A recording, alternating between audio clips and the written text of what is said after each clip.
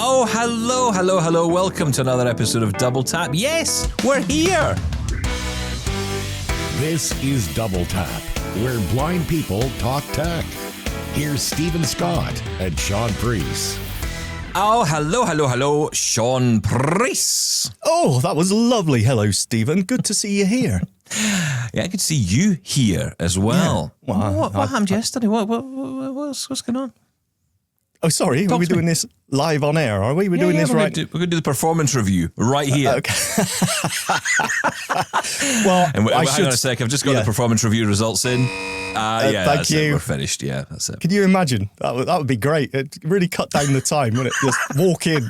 That's it. I had a friend once who, if he's listening, he'll know himself only too well to remember this story. But he'd gone for an eye test, and he'd walked into the optician or the ophthalmologist or the optometrist or whatever the right word is, and he'd gone in, and the first thing he did was fall head first over a chair, landed on the floor, and the consultant just said, "Yeah, it's fine. Don't need to do that test. I know you're blind." Proved it right away, right off the bat. We weren't here yesterday because let's just put it out there. It was I can't believe I'm saying this in 2026. I feel all important when I say this. It was a scheduling conflict. Oh, was it? I like that. I just thought I just didn't turn up. I'm very sorry. We should have apologized. No, in fairness, you were around, but I wasn't around because you were away for a couple of days having your jollies in a hotel. Yes. So you know what? Sometimes you just got to treat yourself. I took Sarah away to a nice hotel, and we had a little break, a little rest. I've been really trying. All right, baby. that's enough of that. It was a lovely breakaway. Thank you. What's your excuse, sir? Well, I was on guide dog training. Oh, no, that's a really good excuse. It was pretty good, yeah. Wait. You've passed, right? You're qualified. You can drive a guide dog now or whatever. I can drive my guide dog, yes. Yes, you've got the license. So what are you still having training for? Yeah, well, a bit like a driving license. You can only drive on certain roads in the initial months. Oh, is this like advanced guide dog driving? This is advanced. This is me going off-road. That's it. I'm going to get big tyres, a big harness, big chunky harness. Get some LEDs on it, some big rims. Yeah, that'd be lovely. Yellow and black. That's all I'm seeing right now. So I had to do some new routes, and as part of guide dog training, that's what they do, right? They kind of help you get used to certain routes. Because when you go somewhere with a cane, you might have a particular way of doing it because it's easier for you to find the route that way. But with a dog, and even yesterday, I was out, after I come back, I had to pop back down to the shops, and I had gone down a different, and this is the thing with the dog, you can kind of do things more on the hoof. You can kind of say, okay, let's just stay on this side of the road. I mean, as wild as it sounds, I can walk down the opposite side of the road. That's a big deal, believe me, and sir. not be concerned. Yeah, but you know what I mean? It's like you can do that without thinking, oh, goodness, I'm going to die any given minute. Yep. That was kind of cool. And you can do all these kind of things. But like I say, with this particular route, I just wasn't sure of it. So the guide dog trainer came with me, and we did the walk, and it was great. But unfortunately, scheduling-wise, because we only had the morning to actually get the show together, we didn't have enough time to do it before I had to get out. And I'll be honest about it. It's that thing. It's that anxiety thing that kicks in when you're going out. I just can't focus on anything else. I just can't. Even though I'm going out with the dog, and yes, the dog has made a huge difference to my life, it hasn't stopped the anxiety of getting out the front door. That doesn't go away necessarily. That's really interesting because you do seem far happier, and you are going out a lot more and a lot easier, I find, than you used to. If I have to go somewhere for, if I really need to do something on a daily basis, which I do, then I will do it no problem. But if it's in any way optional, if in any way it involves a route that perhaps I've never done before, or it's new, or involves a city, I tend to get very nervous. I tend to think, ooh, I don't know about this.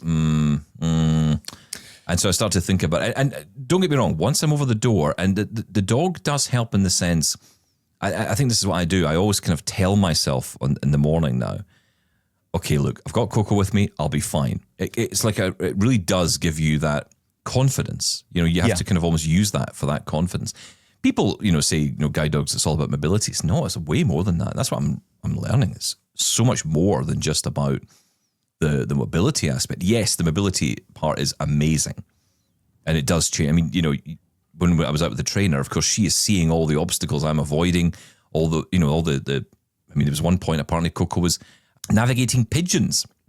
Apparently there were 10 pigeons walking along the ground. Coco was just walking between them. I felt like I was in some kind of Disney movie all of a sudden. I'm expecting one of them to jump up on my shoulder and start singing "Hip Hip Hooray, What a Wonderful Day" or something, All right, yeah. It's not that happy, smiley person. Now you've got a guide dog. It is cool. No, I'm definitely not that person. I'll tell you that. But no, it is great. It is wonderful. But it does, there's still the anxiety. Still there. When? Yeah, it's not a magic cure-all. I'm absolutely fine now. You still... No. Yeah. When do you get to the point where you can go to an unfamiliar, some unvisited place and not need to learn the route? I mean, do you always need to have training for every new route? Well, I suppose my thinking is it's like any route you go on, right? You always have to think about that route in advance to some degree, right? So I suppose the benefit with the dog is the dog takes care of a lot of the groundwork for you. So in terms of the navigation, you're still in charge of the navigation, right? You still got to know where you're wanting to go. But the dog can at least help you along the way. It takes one of the aspects away, which is the orientation part and the movement part, and actually the avoiding of obstacles. That's a big deal. But the navigation part, you still have to. So I suppose my thinking is if the dog takes you 50% of the way there, and the only part you need to think about is the navigation, that's a little bit easier. You can then start to think about exploring an area. Like, for example, I've gone to many, many hotels over the years for work. And, I just tend to go to the place I'm working, go back in a taxi to the hotel, sit in the hotel all night, get up in the next morning, go back to the place I'm working, go back to the hotel at night, and then go home. Never, ever venturing outside the hotel. And now I'd be more likely to say, okay, let's go and try and find this place, because now I know where it is on the map. Because I'm at a place now where I feel I can concentrate on what I'm, listening to on the phone in terms of instructions and giving the dog directions, while at the same time letting the dog do what the dog does. That combination is really powerful, and it does give you that confidence. You can. I'm not saying I've done it. I haven't done it yet, but I feel I will. I feel I will do that. The strange thing with me is, and I don't know what this is. We've talked about this before. Yes. Well, there's a long list, right? But I think I'm better in places where I don't know it at all. Like when I was in Toronto a few years ago, I was quite happy to just go along and just wander the streets with my cane. Quite happy to do that. Because I was almost that sense of, well, I wouldn't know where I'm going anyway because I've never been here before. So the only way I'm going to ever figure this place out is to walk around it and, make the mistake and walk down the wrong street and turn back. I understand that. Do you know what I mean? Rather than, because I don't know why it seems to be a sticking point when you're in your own town or your own city. Well, I think, it's funny you mentioned about just staying in the hotel, right? Because I had exactly the same thought. Because I'm looking through, your phone and seeing what's around you, and you think, there's a restaurant there. I'd love, let's give it a go. Let's go. Now, Sarah can't see anything. She's got light perception as well, same as me, just a little bit of light perception. And it used to be that the whole sort of relationship has changed, because it used to be I had enough vision where I could see there was a building, let's say, or I could see the difference in color between the road and the pavement, the sidewalk.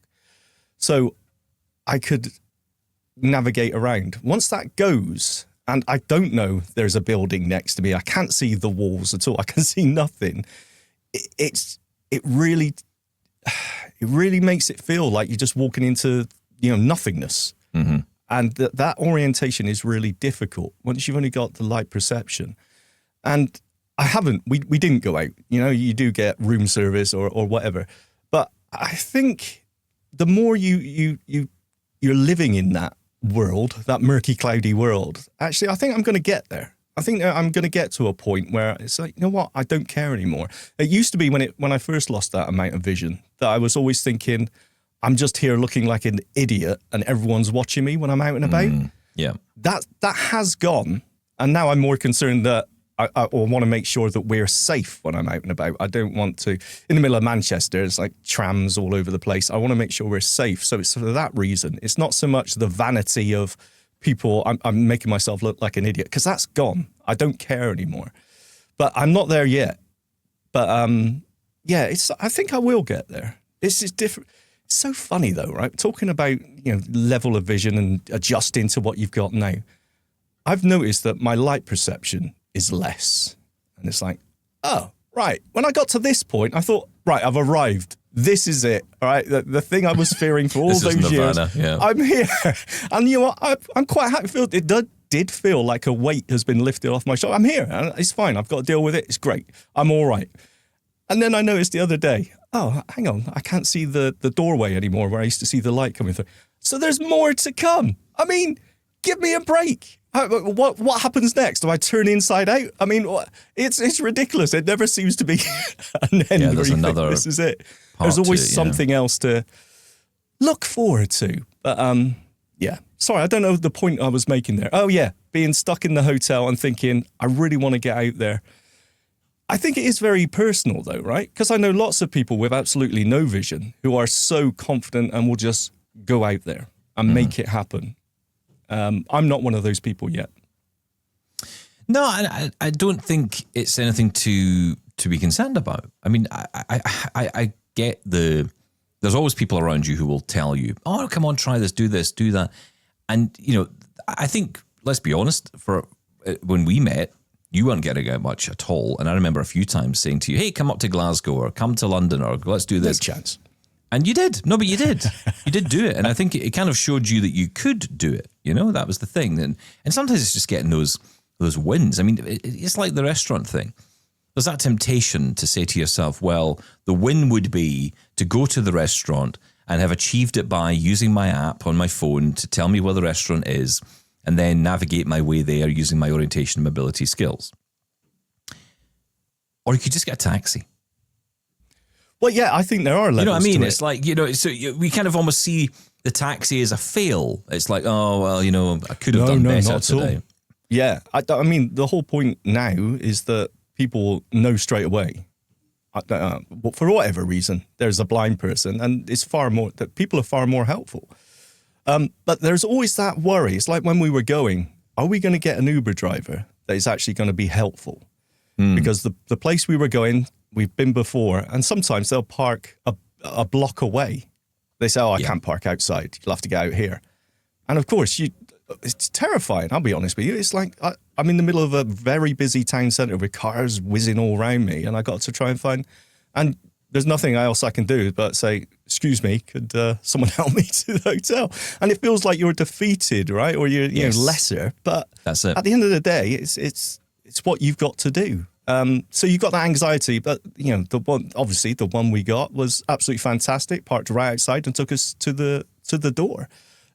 So do you ever build these thoughts up in your head? Because I do this all the time. I'm preparing for every possible scenario that might happen, and if it doesn't happen, that's great. But if it does happen, I feel like I'm prepared for it. And sometimes you feel exhausted by that. But sometimes you try and prepare yourself, and then you sort of almost convince yourself that it's definitely going to happen, so I won't bother going out. Well, that's the other side of it, yeah. And that's where the anxiety kicks in, yeah. I think I had a phrase the other day, which I think I'm going to use more regularly to describe these feelings, called the blindness blues. Oh, yes. And I actually think that is such a great way to put it, because it kind of tells you that it's not something that is necessarily an everyday thing. It's not even necessarily something that sticks with you forever.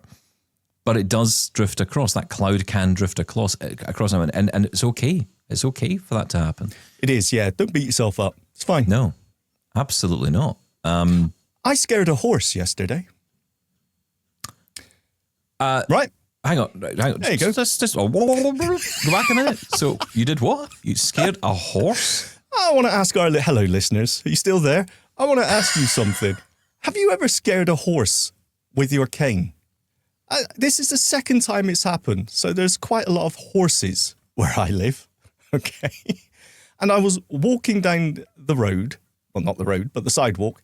And I heard a horse coming. You could have been on the road. I know what you're like. Usually now, because of the first time I scared a horse, I stop. I stop walking and I sort of lift the cane up, sort of stand it up, right? This time I thought, it'd be fine. And I carried on and the horse freaked out. And I don't know why that is. Has any horsey people out there, give me any ideas? You hit it with a stick. No, I didn't hit it with a stick, thank you. What I think the problem is, and this is purely made up, do you think it thinks it's a snake? Thank you. Yeah, okay, right. I think we've gone past the No, listen to me. No, listen to me. If you think is this about the point that the men in white coats come in and take me away? Listen, I'm swiping the cane from left to right, right? I've got a rollerball tip on it, right? If you think about it, it's almost like a snake movement. And the horse really freaked out, started whinnying and whatever. And I had to stop because I was worried about the rider being, thrown off. So I stopped. I think it's sort of an innate thing that they think it's a snake. So let us know. Feedback at doubletaponair.com. Well, I have to say, I've heard some crackers in my time on this program, but that's got to win them all. I think I'm right. I'm Does just the horse curious think here. a white cane is a snake? Yes. And what is the etiquette? I think he just thinks there's a guy with a stick coming at me. No. He's going to hit me with a stick, and I don't really like it. They can sense I'm a good guy. Of course they can. They're not worried about me. They're worried about the snake that's wriggling in front of me. That's what it is. I've been nudged by a horse. I was on the phone. Only time in my life I've been told off for being on the phone by a horse. Okay. I was standing just across the street from me. There's a field. And I was standing back in the days of Dougal the dog. Those of you who've been with us long enough will know the story of Dougal the dog. And bless you, Dougal the dog. Bless you, Dougal. And there I'm standing with Dougal. I'd taken him out for a walk and I was on the call, probably talking to you. And the next minute I got nudged on the back of my head. And I thought, it almost pushed me out into the road. And I thought, what was that? And I turned round and there's this beautiful horse standing there. And it just come to say hello. Oh, what? My headbutt. See, I'm just thinking here, Shaun. I'm just thinking. So we had the horse incident, and then the pigeons were around me. I think I'm becoming the. You are a Disney princess. I am I've been called it a few times, but not necessarily in the positive. Wow. Well, I think this show's officially gone off the rails now. Shall we? See, isn't move it great? We're back. This is what you missed. Did you miss us? I'm so sorry. Hey, do you know what? People love all this. Some people don't, some people do. And you know what? If you don't like it, skip, move on. But you know what? For those of you who are enjoying the conversations, and I'm glad you're here. It's nice to be here, and it's nice to talk to you all. We got a nice message from one of our listeners, Jennifer. She's been in touch with us, and many of you have been on WhatsApp as well. And on YouTube, I want to say hello to everyone on YouTube as well, because there's so many of you commenting on the videos. I do read the comments. I find it very difficult to navigate those comments on YouTube, and especially harder to reply to them. But we are working on that. Can we not vibe code something for NVDA to make that easier? Come on, Andre Louis. Well, you're a machine. See, you know that app we've talked about before, Accessible YouTube Downloader Pro? Yes. Which has been around for a while, and it gives you access. The downloader part, I think they need to take that out of the name. I know it's part of the application, but I think it puts it at risk. I've said this before, but I think it's put it at risk. Actually, it's just a really good app to be able to access YouTube itself. And you can read the comments on that. Oh, one thing you can't do is reply to them. And that's really annoying, because if you could just reply on there as well, that'd be so much easier. So let's make it happen. Well, it's funny you're talking about vibe coding. That's all I'm reading about on Mastodon right now. Everyone is vibe coding. I say everyone. The people on Mastodon, the nerds, they're vibe coding like crazy. Making apps, they're making NVDA add-ons, they're making their own applications. Someone actually said, "Oh, you could just take it." There was one. I was asking the question because I'm kind of intrigued by this. I don't think for a second I'll be able to build anything, but I was kind of intrigued, and I was talking to someone, and they said, "Oh, what I did was I said this particular add-on here, I wanted something similar, but to do a slightly different function. So I just said to ChatGPT, oh, here's this add-on, make it do this." And it wrote the code. Wow. And you think, and it worked. And I still cannot get my head around how easy that sounds, and yet how it cannot be that simple.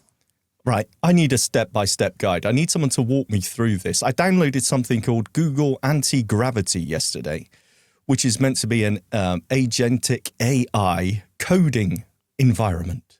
This isn't Claudebot, is it? No. No, this is exactly for generating code, for vibe coding, but I haven't even looked into it yet. I think OpenAI released a coding engine yesterday, I believe. I haven't looked into that either. No, is this Codex? The Codex, yeah. So they actually, so we've got to back up a little bit here because this is getting a little bit, it's getting very confusing. It really is, because there's so many new things coming out. As is always the case with AI, there's always something new, and trying to keep up with it is almost impossible. And this is bleeding edge stuff here, right? One of the things I've been reading out a lot on social media, and I've been seeing a lot on the Facebook videos that I don't watch anymore. Honest, I don't. Are people saying things along the lines of, I've just bought a Mac Mini and I'm going to run this software called Claudebot on it and it'll run my life for me.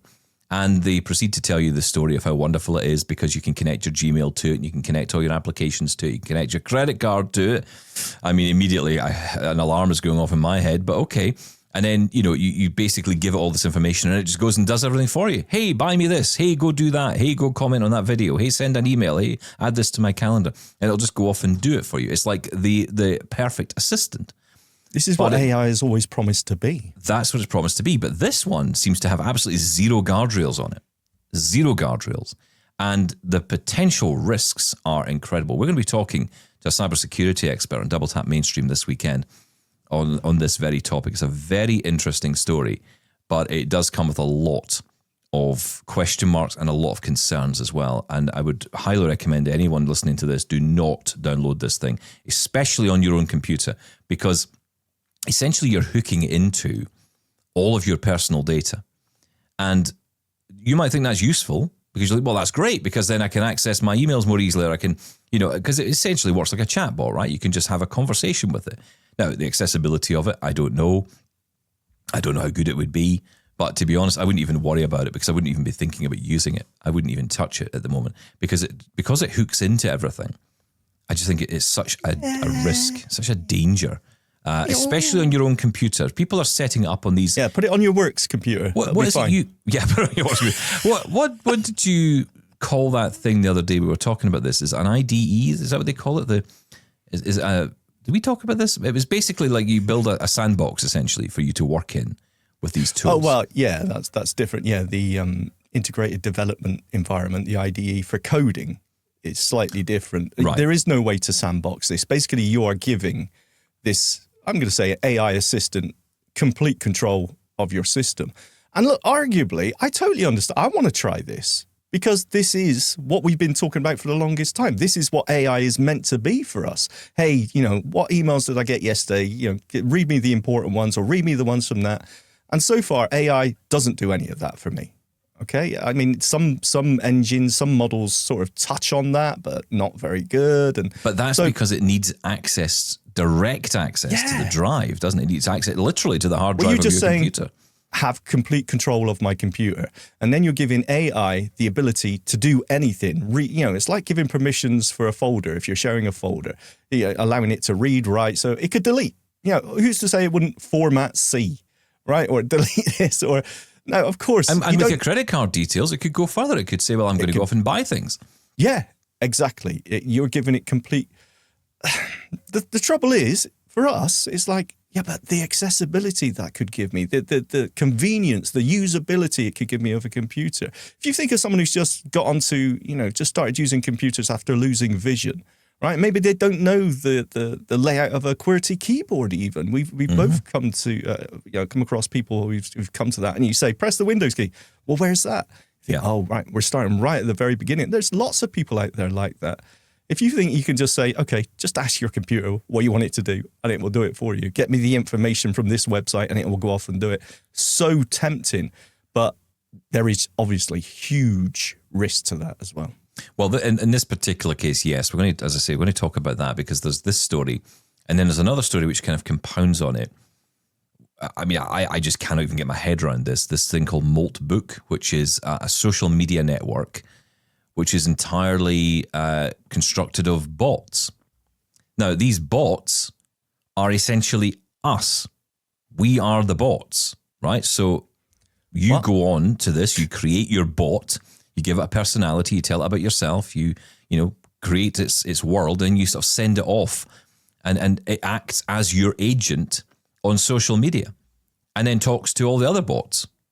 I mean, I feel like we're moving into some kind of sci-fi movie here. I really don't know if I like this.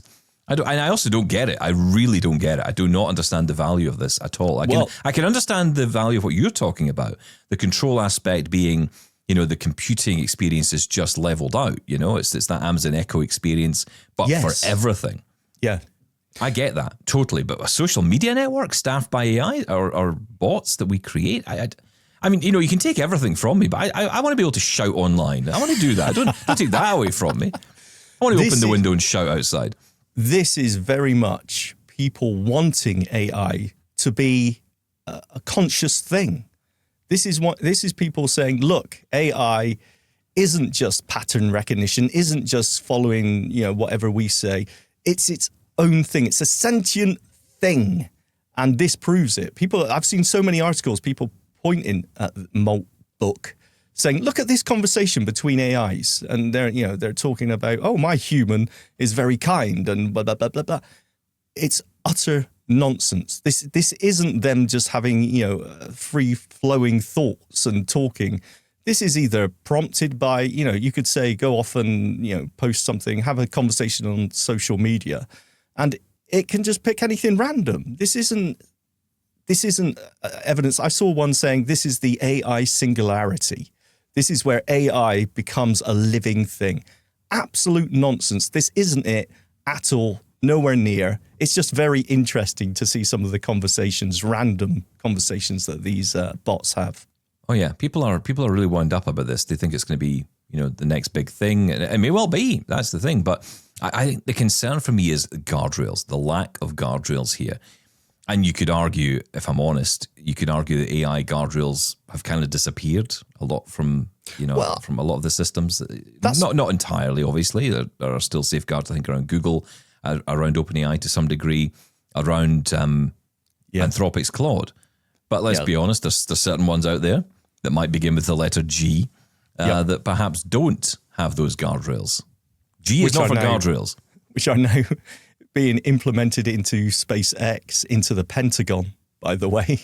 Yeah, so SpaceX bought XAI, right? Yes. And XAI is the company that's behind Grok.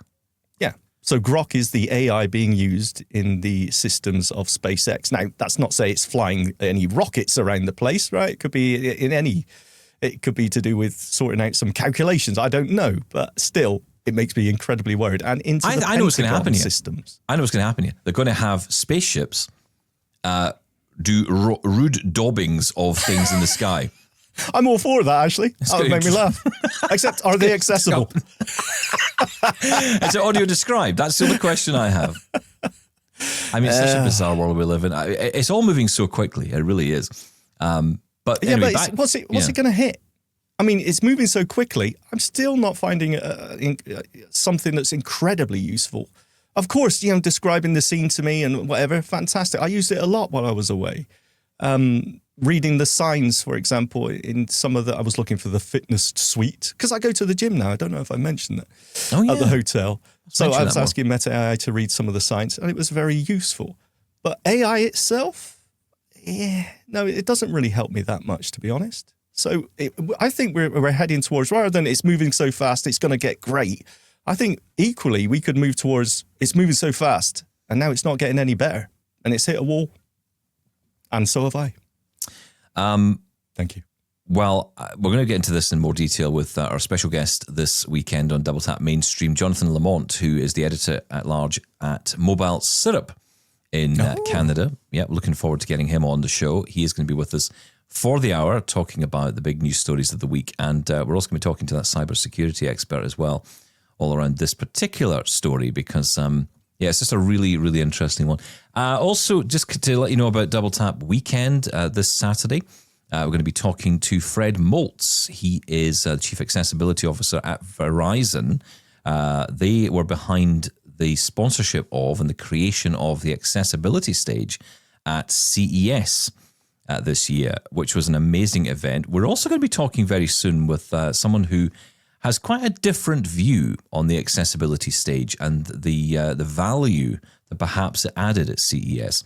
Let's just say the title of the article being "The Mistake of CES's Accessibility Stage" might give you a bit of an indication, but we're going to get that comment on. All views welcome here on Double Tap, that's for sure.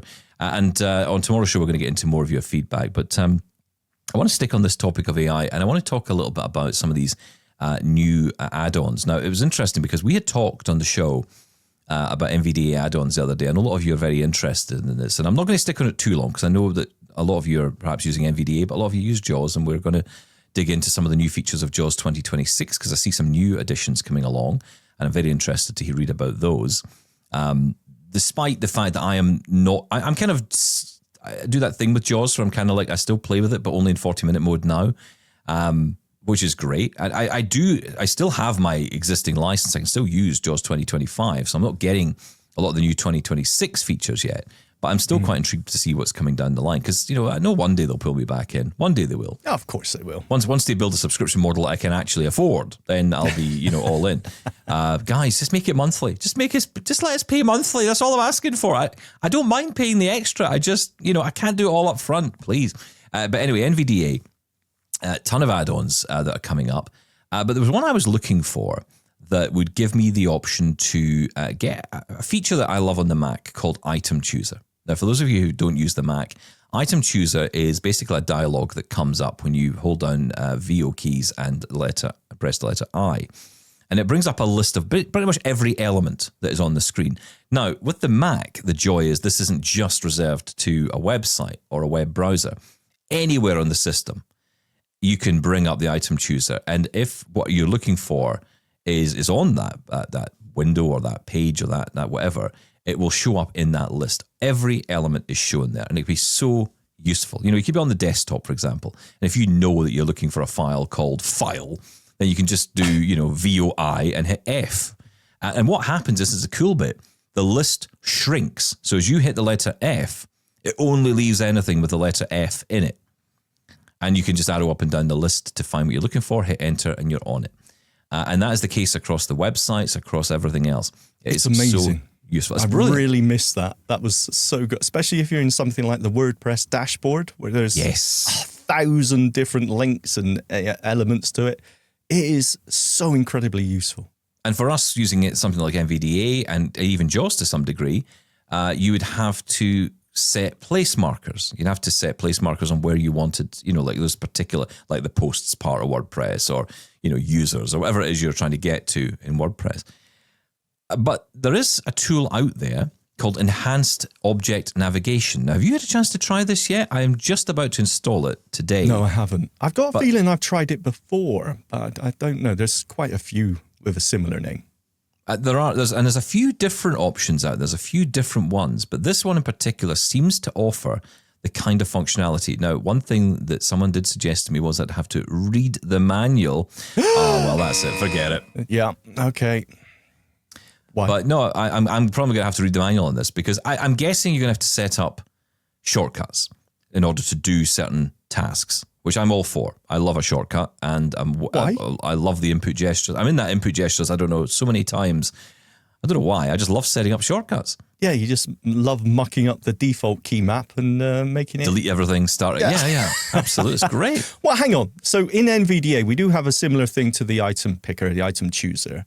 Right, I can't remember what it's called now, the element browser, let's call it, which would be the NVDA key and F7, which will bring up a list. Now, the difference is it doesn't bring up a list of every single link or element that's on the web page. I believe it's only for web pages in NVDA, I think. Yes, it doesn't bring up a list of everything. Rather, you choose what type of element you want to look through. So headings or links or whatever else.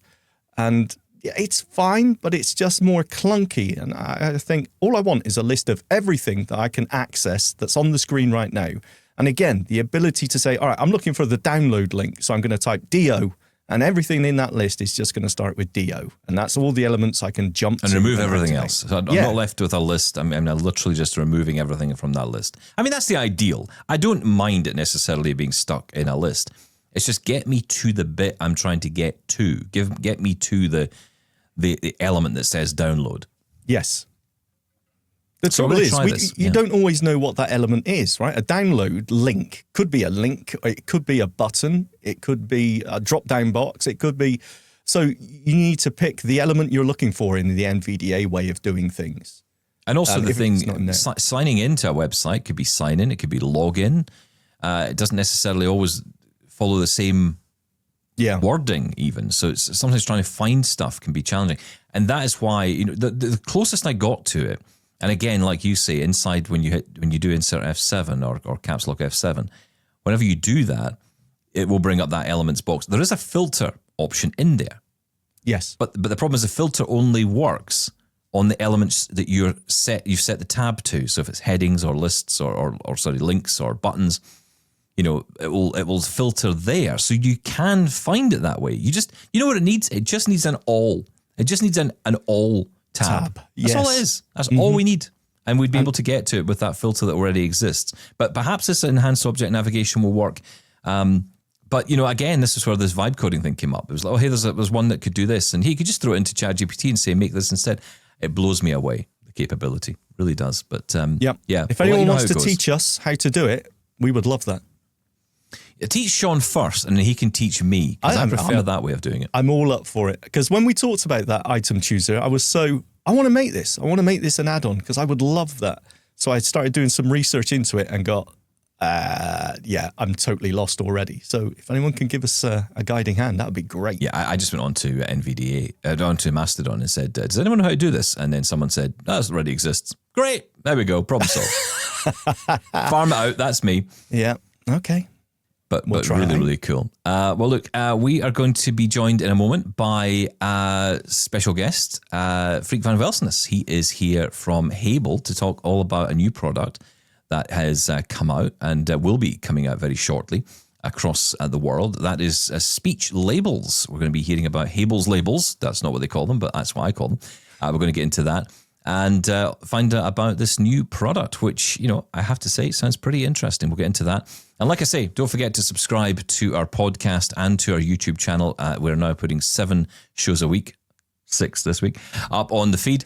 So do check those out on our YouTube and podcast feeds. And of course, daily here, noon Eastern, and every 6 hours on AMI Audio.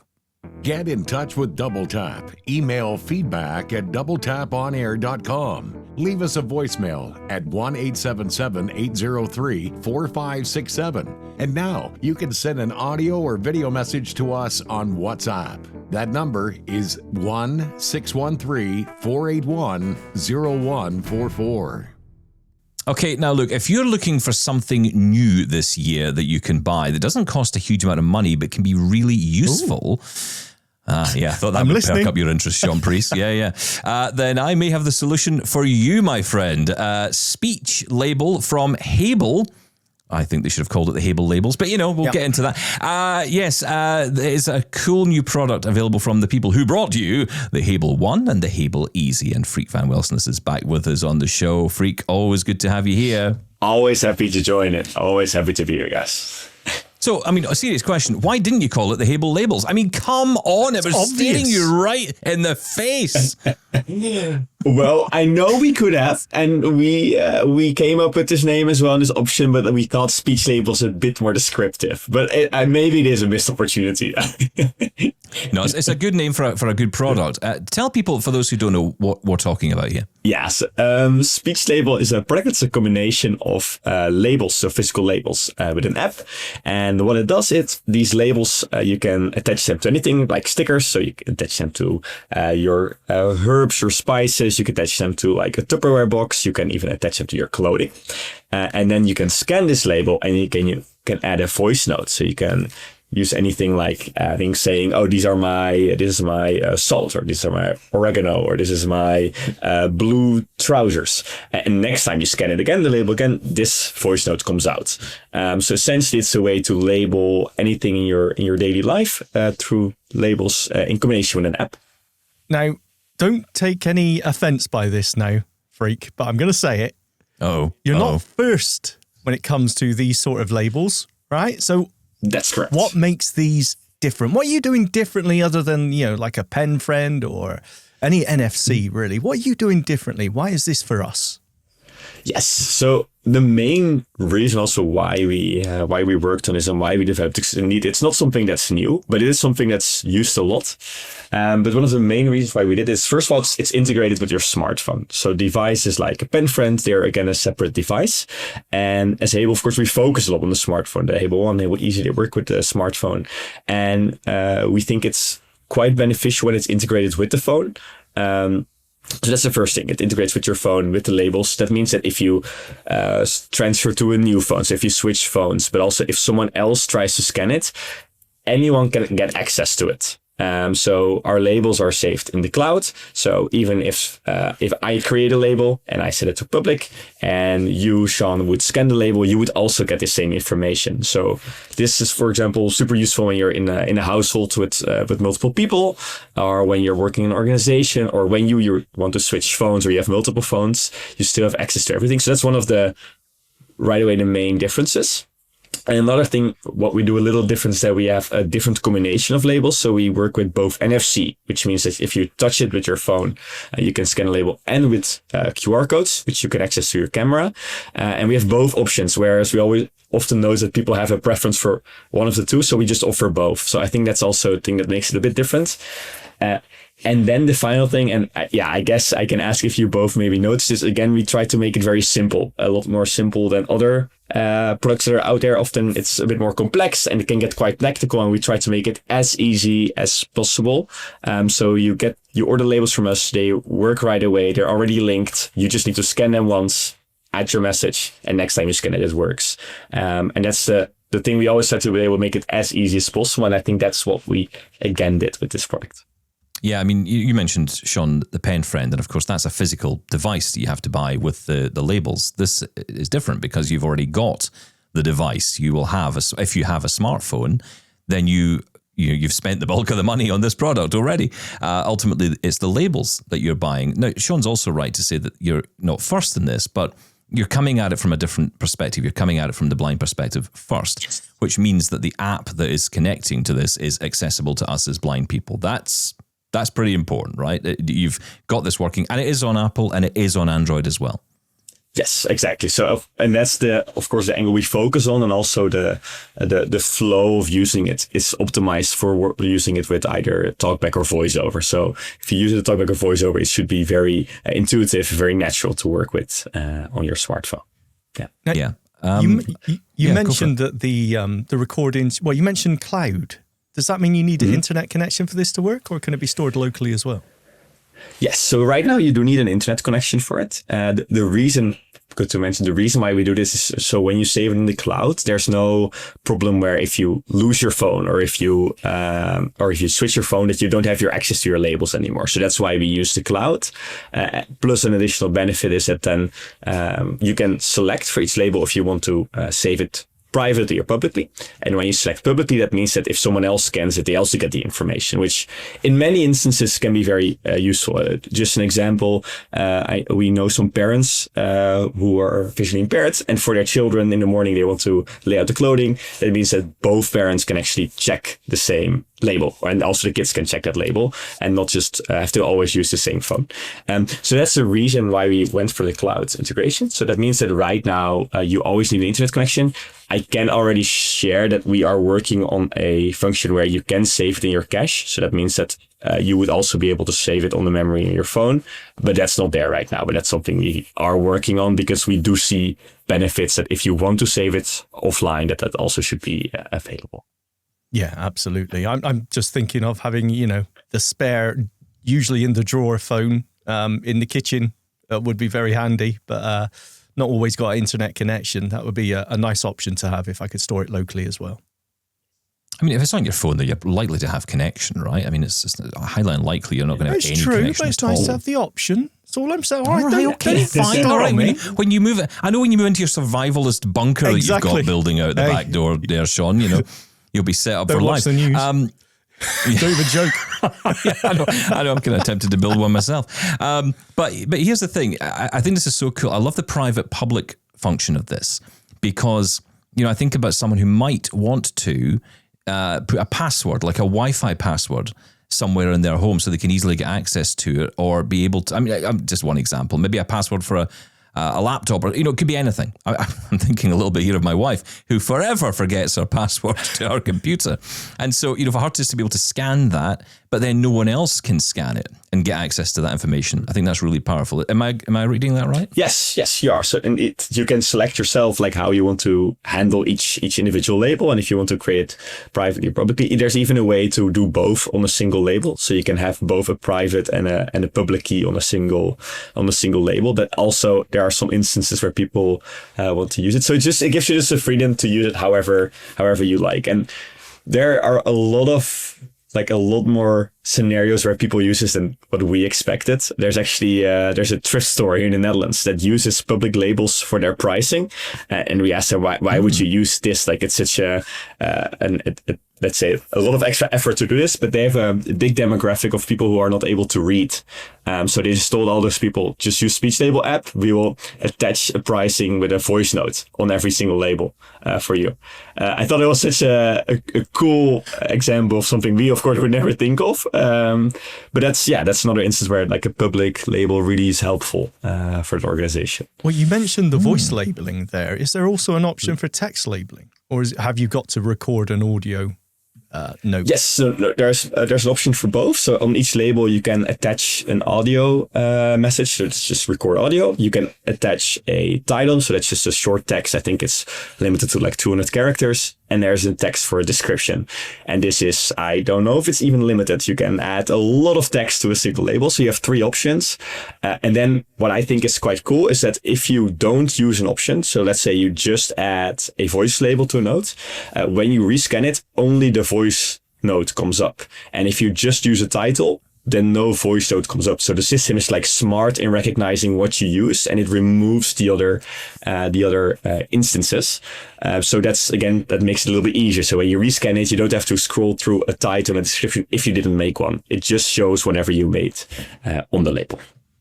Now, you very kindly sent me the starter pack. I'm holding it in my hand here, which is really nice. And there's tons of little labels in here, but buttons as well. Talk us through the different types, because you mentioned you've got QR code labels, you've got NFC tags as well. Talk us through the range, because there's quite a bit you can buy. Yes. So there's in total 4 different labels that are available right now.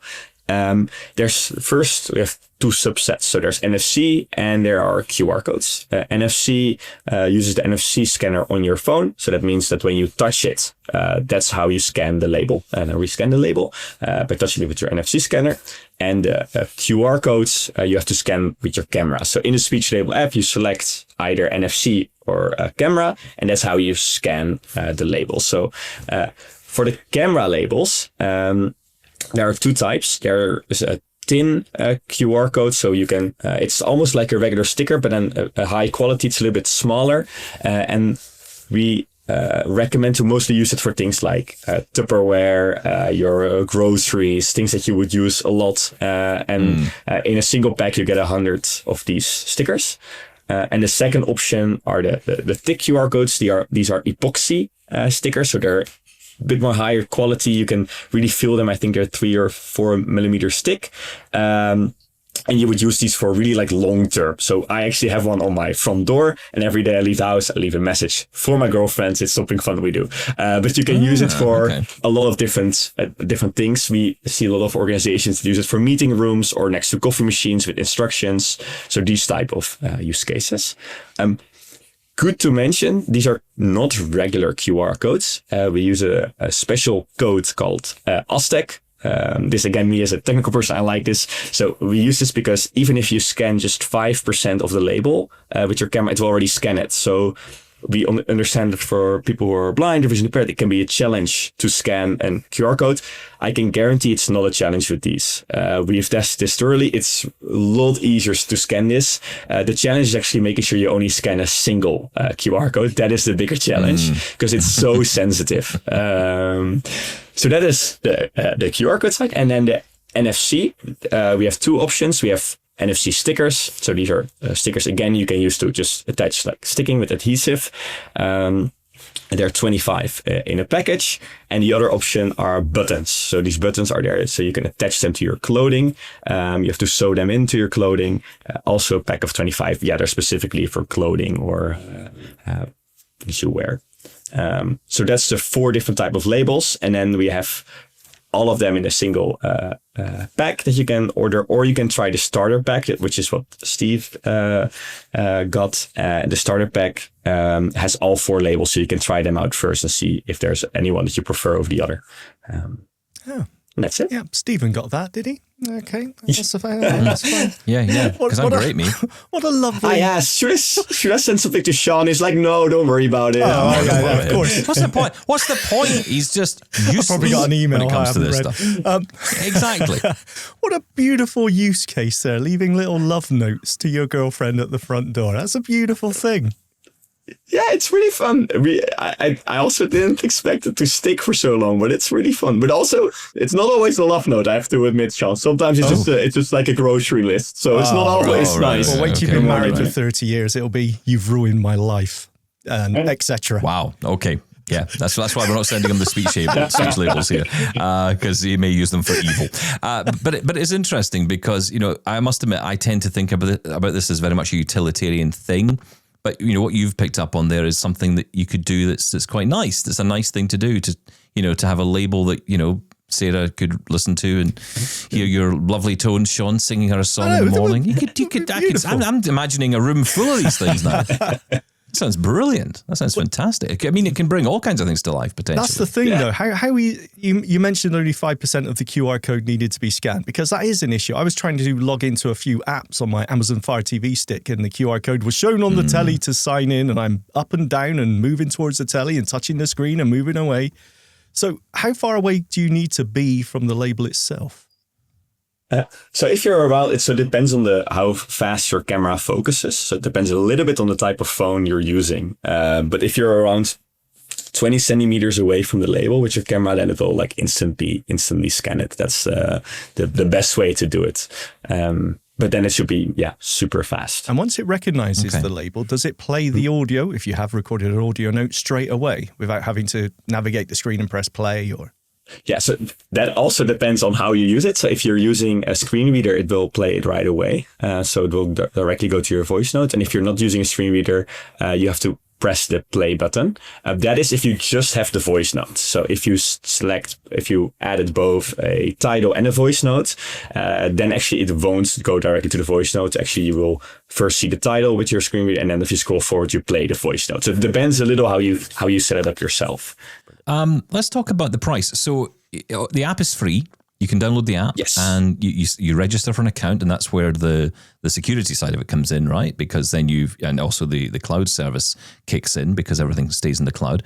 But once you've got that, or once you've got the app, that's great, but you need the labels. So just give us a ballpark cost. I know it'll be in euros, but give us a ballpark cost here of how much these are costing, or tell us how much. Actually, do you know what? Just tell us how much they cost. Yes. Rather than ballpark, because it's not. I'm so used to talking to companies about upcoming products and forgetting this one's actually available. Yeah, I'm going to check it right away, so I make sure I say it the right way. So in euros, the cost. So a cost for the thick QR codes, which is the epoxy ones, they're 25 in a pack, and the cost is 19.99, so 20 euros. The thin QR codes, there's 100 in a pack, but the cost is the same, so also 20 euros. The NFC stickers, these are 25 in a pack. These are a bit more expensive, so they're 22 euros. And then the buttons for in clothing, they're 25 in a pack, and this is 29 euros. And then a starter pack, which has a few of each, has 18 euros. So these are the prices you're looking at. And then that's reasonable price. I mean, it's a reasonable price for this, and it's something that, like you say, we can reuse. It's not something. I mean, some of them may not be reusable for various reasons, depending on how we use them. But I mean, certainly for me, laundry, clothing, absolutely. I mean, that's immediately what I'm thinking about here. So buying those buttons for that purpose, having everything in the cloud. It's funny you mentioned about the saving them and making them available, if you buy a new phone or you lose your phone, because, the amount of times that I've, either lost or, erased by accident my pen friend, or the batteries have died and something hasn't quite saved right, or, was it saved to the card or was it saved to the internal memory and now it's gone? You're absolutely right. Having that and having the phone contain it all makes so much sense because that's what I've got with me all the time. It's forever in my hand. Yeah. So, it's a great idea. It's a really, really clever idea. I mean, it's a simple idea, but sometimes the best ideas are, right? Yeah, that's what we like. We like simple ideas, and they're just, we try to put in these clever things, like indeed, so it saves with your account, but also there's no limit. And I know, although not everyone gets there, but I know quite a lot of people have reached the limit of number of labels they use with the pen friend because there's no more new packs they can get. Yes, for us, it doesn't exist. You can have 1 million labels if you want to, because there is every single label is unique, so there's no way for a limit to be reached. I have a request. See, this is always the way. Now, I might be able to do this already, and I think you probably can do a little bit of this in the text side. But there was something that came up on TikTok or one of those platforms, and it was someone talking about labeling. And it was quite a clever idea in the sense that you could create items per label. So ultimately, this was for someone who was putting lots of things in a box. Mm-hmm. And I'm thinking, I could really benefit from that because I have boxes and boxes full of things.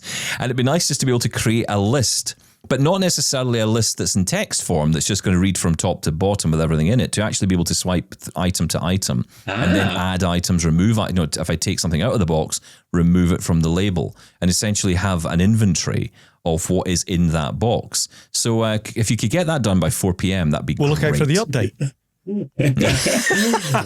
Let me just call my developers and yeah. No, of course. Same with the Hable and the cane. We'll be working on it. No, but it's I like the idea. It's a clever idea. It's not something we've thought of before. But I'm kind of wondering, because of the nature of how you're building this out. Yeah. Maybe not this specific idea, although I Terrible personally think it's a great idea. idea. Don't even waste your time I saw on someone it. else's. Awful. I saw someone else come up with it, so I thought it was great. No, I mean, can you update the system to do these kind of things? So you could in the background add features like that. Yeah, something like this also would be quite easy actually to implement. The biggest question in something like this is if it complicates the app. So that's like always our biggest trade-off. So every new feature, like what is the benefit versus how much more complicated does it make it for people who use it? But making this is quite, like actually today, well, just before this call, we launched a new update where we introduced dark mode, for example, the dark theme mode. So yeah, we're still going to make many updates to the app because we still have a lot of ways to still improve it and some new features. And I think in the last 3 months, we've done around 6 updates already. So we try to do them quite quickly based on a lot of the feedback we got and ideas like these. Okay. Also, as I've mentioned before, people know you from, making the Hable 1, Hable Easy as well. What's your plans for this year? Are you planning to continue development of all that? Have you got some new ideas up your sleeve? What's happening? Yes, there are a few things coming up for the Hable 1 and Hable Easy. We are testing right now with a lot of our customers. I can already say so. Of course, a lot of people have been using the Meta Ray-Ban glasses, and there are some ways already to use it with your Hable 1, and we're working on some extra functionality for that. So, because we just love the interaction of when you're using your Ray-Ban Meta glasses, that you're standing or when you're outside, that you can still use your Hable. This is one of the cool features. So we think it's a very natural pairing between two devices. So there's some things there coming out, and also some ideas we're working on. And another thing is that we're really, as Hable, trying to build or work on more products. So not just Hable 1 and Easy, SpeechLabels new, but there's some more products that we're working on. We've been doing our first test days, in-person test days, where all our ideas kind of are coming together as prototypes. And then based on the ones that people really enjoy, we try to really build them and bring them to the market. So this year, I hope to at least introduce 1 more product, but in an ideal world, we would introduce 2 new products. So yeah, we're really just trying to build out our portfolio and create more products that people really would love and that are a bit more in this affordable pricing range. That's what we're going for. Yeah. Absolutely wonderful.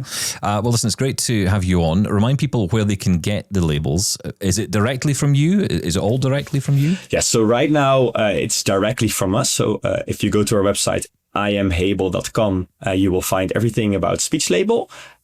We are working with several partners now around what to set up. So I think the coming months there will be a lot of announcements that we're working with different distributors and partners around the world. But for now, it's available with us at Hable, so you can get it there. And that's internationally, right? Yes, I have to say for the US right now we're not yet ready to distribute the products. So not yet shipping it to the US. This will be available from March onwards. We are working hard to get it ready there. Yeah. And what about Canada? That's I think by the end of this month ready. Good question. Okay. Yeah. So, but everywhere in Europe it's available. Australia it's now available. But Canada and US it's not yet available. Okay. All right. Yeah. Well, we'll keep people up to date on that as it comes up. But for now, Freek Van Velsenis, thank you for coming on, and good luck with SpeechLabels. I'm looking forward to sticking them everywhere. Maybe even one on Shaun, so I can remind him who he is. That might be useful sometimes. Thanks for coming on. We'll catch up soon. Thank you so much. Thank you. Great to talk to Freek, as always, on the show, and always good to get your feedback on what we're talking about. What would you stick your label to? There's a question.